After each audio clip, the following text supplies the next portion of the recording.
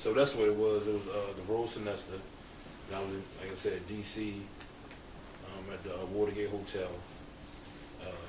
But the last spot was the rural semester before I had realized, man, that just a 9 to 5 wasn't for me. So I only had a couple jobs. I realized I was just like, man, it's just not for me. I can't get ahead. But the crazy thing, my record really wasn't a factor. It was more just my experience. And that's what people don't realize. The more you in the streets, the longer you doing what you're doing, you active, you stepping, whatever you calling it, that's less work history you got, there's less credit history you got, there's less connections you done made through life. So it was like when you come home and now you trying to get a job and you looking crazy because your man making $20 an hour. Right. So were and you making hustling $10 an hour? Were you hustling in jail? Were you? Well, at times I was. It wasn't like that's what I did. I was known for that. Right. I had times my man's done caught. Right. And then he done gave me a half a gram. Right. Or some smack. Right. But that was all like my first year and a half. Like my man, he used to his aunt used to come to the visiting room and bring him $100 bills. And he would buy tobacco. Right. So what I would send her $100, and when he go in the hole, I mean not the hole, but we had depends where feds the state you call the hole. Right. When he go in the visiting room and get the $100 bill, so I buy a can of kite back then. Right, kite. That's so what I make $500. I make $500 balls, $5 balls. Yeah, I make $1 ball, but I think it would get like almost 500 of them. Yeah, I think it was almost 500 of them. And so what we did, I would give my man like 80 of them. They $2 balls, matter of fact. So I give him 80 of them off the top. I give him 80. So you gotta think 80. That's $160, and that was for going to get it from me. What was your experiences like in jail? Like, what was it like to be in jail as a juvenile leading up to a grown man? Well, I always grabs to the older people. So it's like I never was. It's like when I caught my time, I automatically woke up. I'm like, oh yeah, this shit for the birds. I just got 15, but it still ain't hit me yet. But I still got 15. I got 15 years. Like, man, I'm chilling. I'm on some mature shit now. Right. You know what I'm saying? So I started going to this service called Lost and Found. Mm-hmm. So Lost and Found, the real Lost and Found, it was like an extension of the Nation of Islam.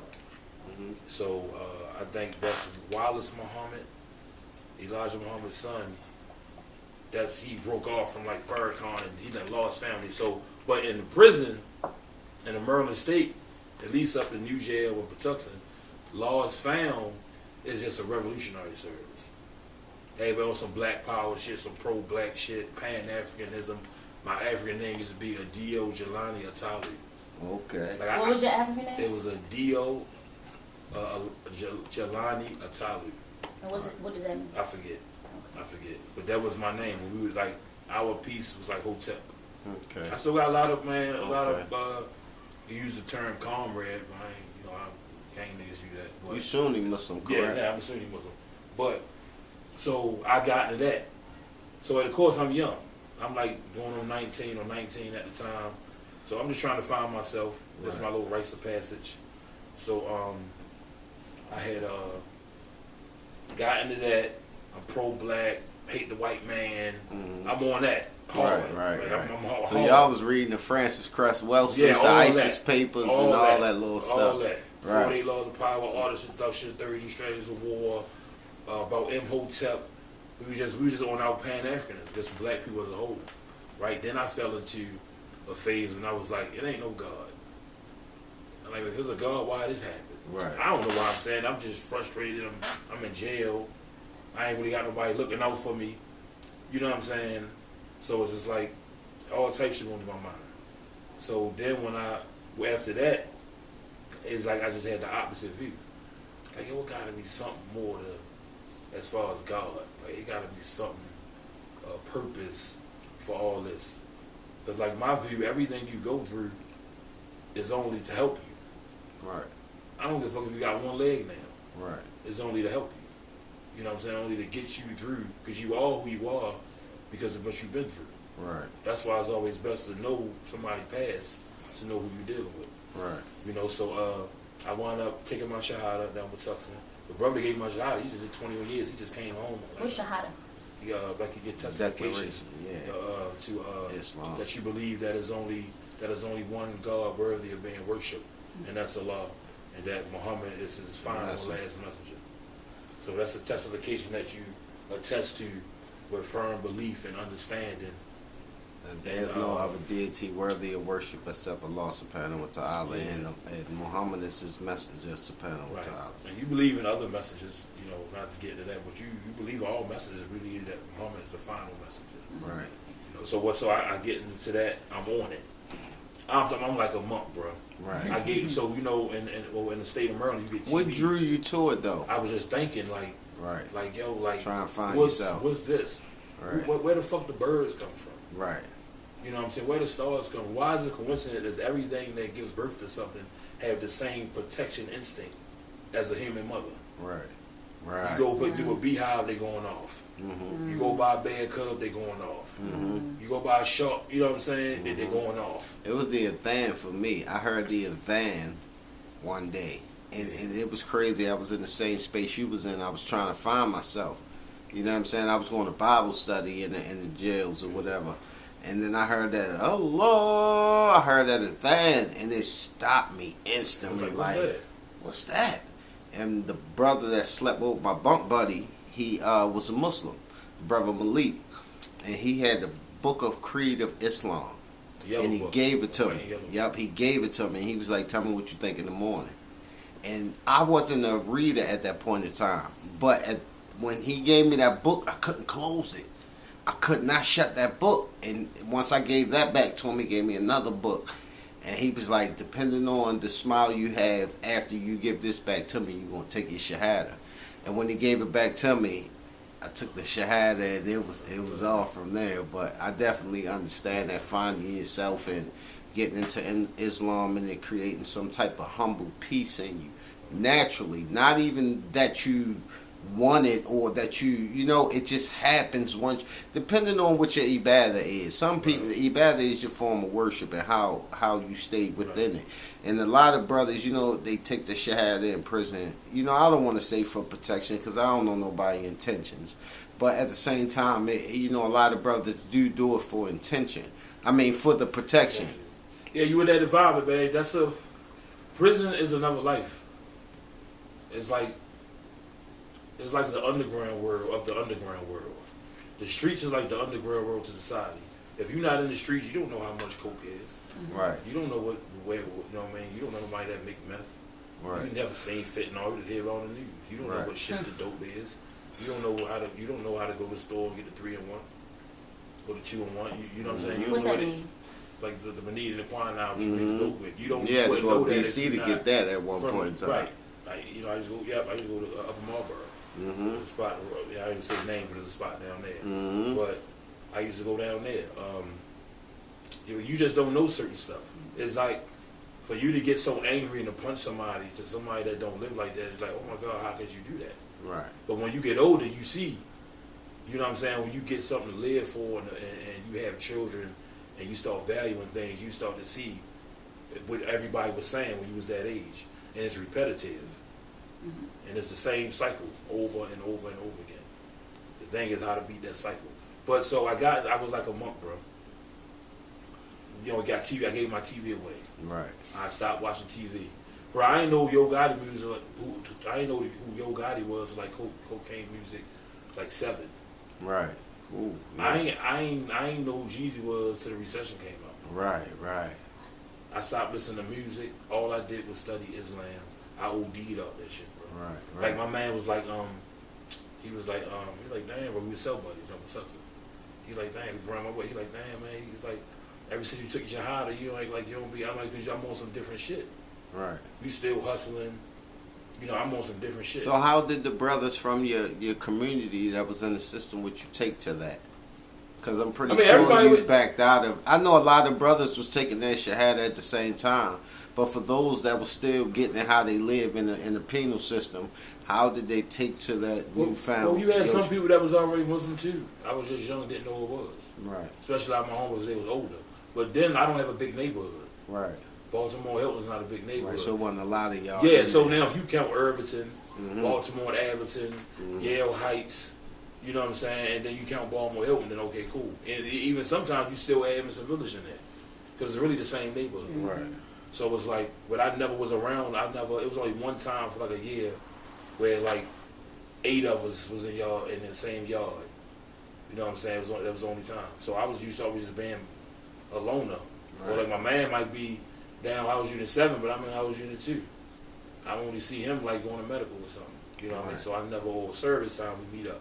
Saying I lost a family. But everybody was cool. Everybody was cool. Just my man, that was my cell buddy. He felt some kind of ways. He felt like I wasn't dead. We were cell buddies. He felt like, man, you don't walk with me no more like that. And there wasn't no phony stuff, but it was like, yo, I'm for real about it. Right. When I go home, I'm gonna be for real about it. My kids gonna be this. Like I need to learn, bro. Like this is a lifestyle.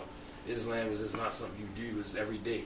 It's when you walk in the house, what you say. After you have sex with your wife, what you say. Yo, how you look at inheritance. How you enter the bathroom, how you exit the bathroom. How you discipline your children, how you use the bathroom, what hand you eat with.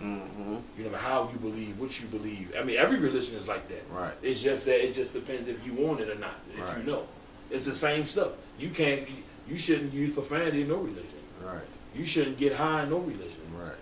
The number one thing of everything, you shouldn't, besides associating partners with the Creator, besides that, you shouldn't fornicate or commit adultery in no religion. Right. You know what I'm saying? Every religion say they protect their woman or protect their child and things like that. It's all positive. Did you find it hard to stay on your Deen once you got out of the system? Yeah. What does that mean? Stay on your Deen and stay on your way. Stay on your path, which is Islam. Like to keep that same energy.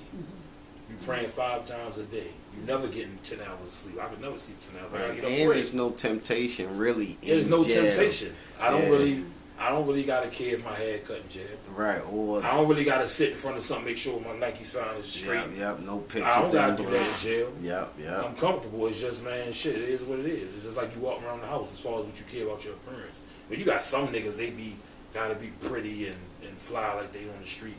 You know what I mean? But there's no temptation in jail. You know what I mean? But before I got home, like I said, I was like damn like a monk. You know, and I was down. Like I said, I took my shot at Patuxent, and I ain't really had too many incidents. Besides one, the big incident I had was when I took my shot. I was a Muslim, bro, for like 60 days, bro. And I just got in this jail. I don't know nobody. My man is myself, but he on the other side. I ain't over there yet. You know what I mean? So, me and the Muslim brothers on an intake tier together. He went to the program side first. When him and this dude over there, they always was arguing and beefing. But they was homeboys. Right. You know what I mean? But one was a gang. He was in one gang. He was a Muslim. When we go on the other side, the Muslim brother sit next door to me. He sit across from me. They arguing and beefing like they married, like they always do. And I see something like, and I just turned around and shit, but he walked off. And the Muslim brother, yeah, some bitch ass nigga, but they always do that. And I'm like, yo, you just try to stab him? Right. If I knew what he did, I would straight just dropped him. Right. Right then and there. Right. Well, you know what I mean? So in my mind, I'm like, man, I just took my shahada. You got to beef with these niggas. You know what I mean? And like I said, you ain't putting your hands on me. Right. I can't even think you're going to put your hands on me. I remove myself from the situation before I got to do something to you. Right. But I don't want to get in that zone. You know what I'm saying? So it's like he tried to stab him. So now he want to stab him now. So besides dealing with the situation right then and there, no, okay, I see you ain't got no knife. But besides just dealing with the situation right then and there, he let it linger on. A couple days went by. So now all the Muslim brothers sending knives down. All the Muslim brothers getting the knives. We already they the gang. We know they got the knives. Now we all got knives. Bro, bring them up. It is what it is. So I'm like, fuck it. It is what it is. He playing games. Right. The E-man, kill it. Leave it alone, you gonna get somebody hurt. You done allow them dudes time to trap up and all that. You should just bust the move. Right. You know what I'm saying? Got right and bust the move. Kill it. So I'm like, well, fuck it. E-Man said it's dead, it's dead. I get a couple knives back in the joints because there's bars on Patuxent's window. Yeah. So niggas fished them down. I sent them back upstairs and niggas, they work in the shops. They sharpen them on the machines. So we got in his real flip out joints. Right. It's real gas station knives in there. Mm-hmm. So niggas got real knives in there. So the brother opened the door, come myself. Man, I'm about to run in the cell. I got the handles off the knives. I say, bro, man, the E-Man said it's dead, bro. Right. Leave it alone. He runs to the nigga's cell. The nigga laying on the bed with his head to the door. Big no-no in prison. That's just common sense. Right. I don't want to stand outside my back to a prayer. Why would I lay in prison with his head to the door? He comes in the cell, hawks him. He hitting him. Drag him off the top bunk. He's crushing him. Right. I'm looking for the blood. I'm like, he about to kill him in there. Right. I'm backing away like, man, I don't even, Right. you know what I'm saying? Whole time the knife breaking me him the first time. So he beating him up. Right. But we don't know. Right. So his cell buddy Muslim, so he holding the door. He holding the door. So his man, which is my homeboy too, well, I met the dude that just got stabbed when I was down there, but everybody was cool. The other nigga, we was in the other jail together. I know him. He the gang member. He coming there, no man, it's supposed to be dead. He stabbed me, gonna kill him. Brother ain't letting him in the cell. He little as shit. Brother like a little, everybody young, but the brother big dude. I'm standing in the cell. I'm just standing in the door. I don't know, the knife broke. He goes up, like he walks off, the dude. Walk past a Muslim brother. He's a short. Him and the brother was like this, bro. This is why I learned I don't play defense with nothing. Right. I'm this or I'm that. You with me or you ain't. Right. He walked past, act like he walked past him, turned around, caught right in his eye, hit him. Stabbed him in his eye. Man, there was blood everywhere, bro.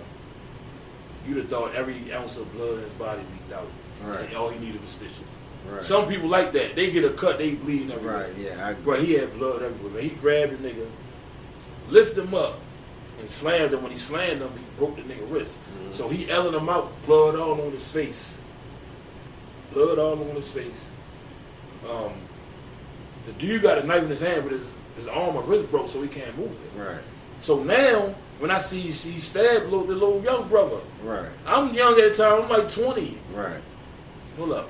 No, I'm like 21. I'm like 4 years at the time. I'm like 21. He stabs the dude. Brother elling him out. So now I got a knife now. When I seen him stab, I straight went real quick, grabbed a knife, the dude on the ground.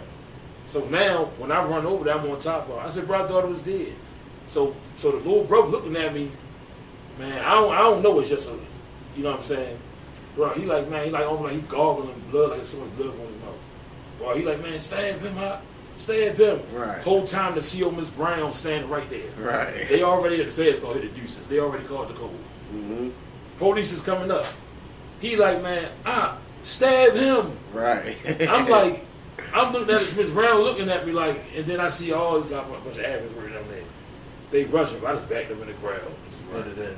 Right. And she just looked at me. I got rid of the knife. Yeah, so that was like the most crazy situation. Man. Right. I was ready to ask that too. What was the most crazy? It was that. And but I ain't really had no problems. Right. You know what I mean? I ain't really had no problem. That was in the game. I wasn't even a Muslim, so I had about 4 years in. Right. You know what I mean? So then I wound up coming home. I went up. I made parole. So What was that feeling like? What was that feeling when you knew you was getting ready to bust the bubble? So when I was down where the incident happened at, my man was my cell buddy. I don't know, he got a knife in the cell. This is after that situation. But talking so crazy, they let all them off lock at the same time, went back to the same cells. Yeah, that was crazy. Yeah, that was crazy. That's crazy. I'll tell you how that jail went. But anyway, so my man got a knife in the cell. I don't know he got a knife in the cell. They blitzed the cell. I'm mad as shit. Right. Remember, I'm Muslim. I don't got no TV. I'm studying. I'm in there reading the Quran or something. Right. They come in the cell. I ain't tripping. Find this big ass ice pick in the desk. They come get it from the kitchen. I'm mad as shit on lock up. Right.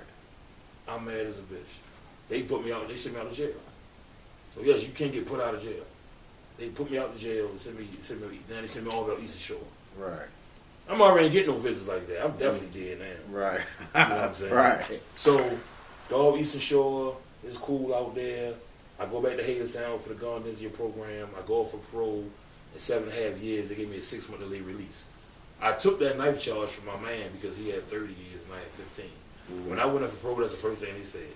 They said, Mr. Williams, sorry, but the best we can do for you is a 6-month delay release. We cannot give you immediate parole because you got a knife charge in 2008.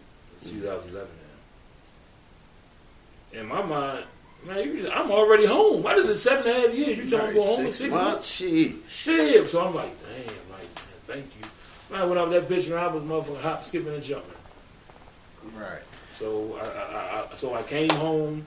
I went to a transition house. The reason why I went to a transition house because I'm different now. Mm-hmm. I ain't on that shit. I want to go somewhere where don't nobody know me. I'm going to build my life. I'm a man now. I don't want to live with nobody. Mm-hmm. My mother old school, so I come, so it's in me. Like, no, fuck that. I ain't trying to, no, I need to be good. You know what I mean? So I come home, go to transition house. Man, it was shell shocking. You know what I mean? Just being introduced to man. I'm talking even down to talking to grown women. Right. So I'm pretty sure you was fucking before you went in, but once you came home, I know those experiences and stuff like that was totally different. I wasn't, so when I was younger, like I wasn't like one of the homeboys that was getting all the pussy. Right. Like, I was beating niggas up, slapping. I was a tough guy. Right. Like I'm hitting. We got some little dummies or whatever you want to call it. Right. You know what I mean? But that ain't when I came home. Then it was running the train. When I came home, man, it was like, man, Mr. Martha, bro. Right. It was just like, I'm young, man, I'm just, you know what I mean? But the crazy thing, I always wanted to be married. Right. I always knew, like, I want to be married with kids, you know what I'm saying? But I'm running wild, man, I'm cheating, you know what I'm saying? I'm dogging shit out. Right. You know what I'm saying? I think back, like, man, you got to be crazy fucking with me back then. Right. I was 17. Right. I come home 25 years old. I don't know shit. Mm-hmm. My maturity to you saying 40. But my experience is at 17 years old. Right. I don't know nothing about a mortgage. I don't know nothing about credit. Mm-hmm. And ain't that I studied everything the whole time I was in jail. Right. I ain't know nothing about none of that. Right. You know what I'm saying? So I'm learning as I go. Mm-hmm. You know what I'm saying? I don't know where to go at. Who I talk to you about furniture. Do you feel like you well adjusted now? Yeah, I've been I came home 2011. I came home, I was home for about 9 years. Man, then one of my Muslim brothers put me in a situation and I got locked up, went to the feds. Man, when I left DC, when I realized like, this job shit ain't for me, I started a pressure washing company. I got my business license, insurance, all my shit was official. And how I was able to do it because, you know, I had my wife back in. Mm-hmm. So when I couldn't make ends meet or she know what I'm doing, she with it, so she like, go ahead. Right. And that allowed it to, and it was picking up. It was like year 3. Mm-hmm. The month before I got locked up, I had a contract with this apartment complex around my way. And it wasn't a contract where they booked me to do this job. Mm-hmm. It was $34,000. I was supposed to made that February. I got locked 3 days at the Super Bowl 2020. Sheesh. That I was supposed to make $34,000 that year, just from that company. Right. And I had other shit lined up. Mm-hmm. Matter of fact, we did a thing together. Yeah. You know what I mean? And I mean, you all got the beef and you know what I mean, what to do. But anyway, you know what I mean? I was in good standing with him. Mm-hmm. But now I went back out there. Right. You know, and so I had commercial shit. Shit was just growing. Right. I'm doing the seminars. I'm meeting people. That's how we met. Mm-hmm. You know what I'm saying? Like, man, it's a whole nother world to me. Right. So I'm like, oh shit, I'm in the mix. And I had started out because in 2013 I had jumped back out there for a year. Right. I got laid off and never been fired except for that shit in the group home. Mm-hmm. I got laid off. I started selling dope. Then I got laid off. I started selling dope. And then when I was hustling, I ran into a dude. They're into a fiend. I had an old ass Lexus. It was fresh. I had an old ass. So oldest, freshest car I ever seen. Right. I had like a 94 ES300. I'm Right. big as shit in this 94 ES300. Right. The nigga, I would ride him around all the counties with the pressure washer. Mm-hmm. And he would give me $50 every house he did. Right. Some days he don't do no house, some days he do 4 houses. Right. Fast forward 3 years. And I'm just like, yo, I could do that shit. Right. And I didn't know what I was doing. Mm-hmm. I had started, it was junk removal and pressure washing. More people said me junk removal because I used to work for the junk removal company.